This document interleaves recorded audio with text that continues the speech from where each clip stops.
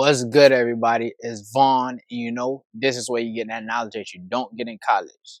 Go ahead and scroll into the description, click the link next to Webull, and collect your 12 free stocks.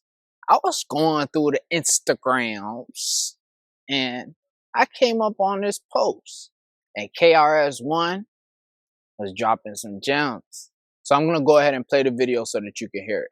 When family members pass, it means that something great is about to happen in your life, and you need guidance from the other side. What's up? In a weird way, when Scott LaRock passed, he was killed in the Bronx.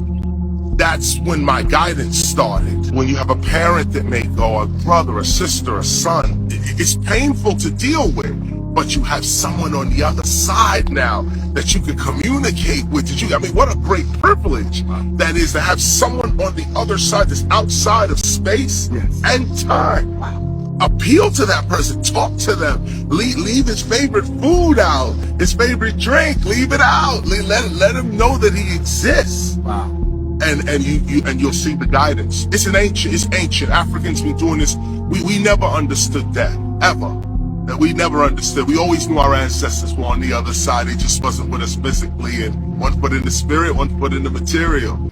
I thought that message was very deep and powerful.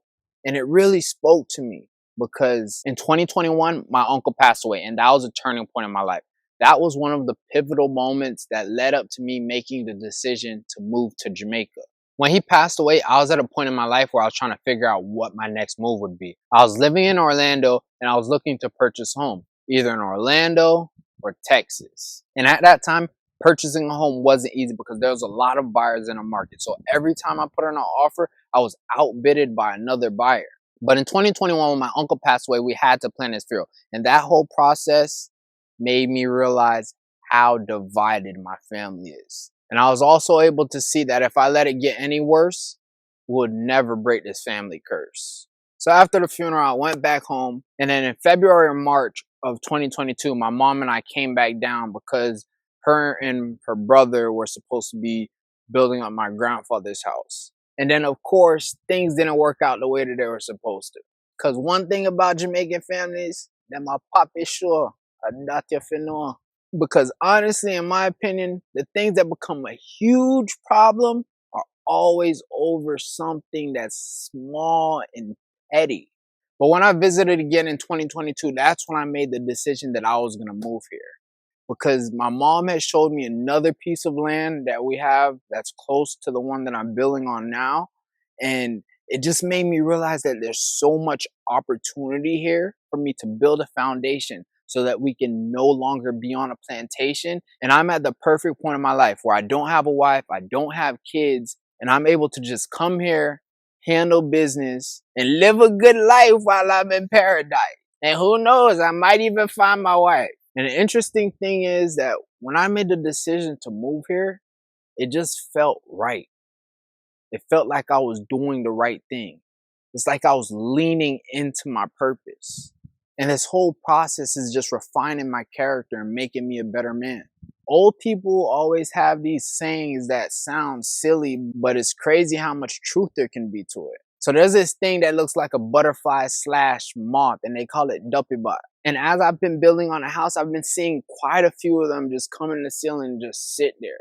And I remember one day they were doing some work on the house, and I asked one of the workers, "What is that?" And it was like, "A duppy-bot."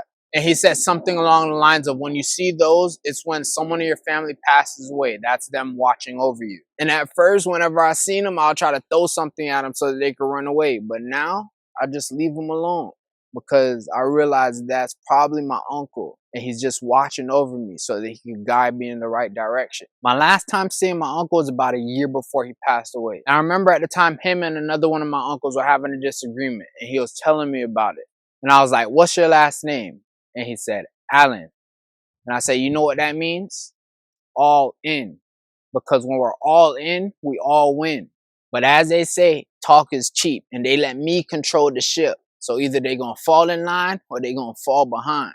Because I ain't here to play with nobody." We definitely need more unity in the community. But I've learned that you got to work with the willing. Because if they ain't willing to work, they're going to call you a jerk. That message definitely resonated with me. And as the scripture says, the pain you're feeling here is nothing compared to the joy that is coming.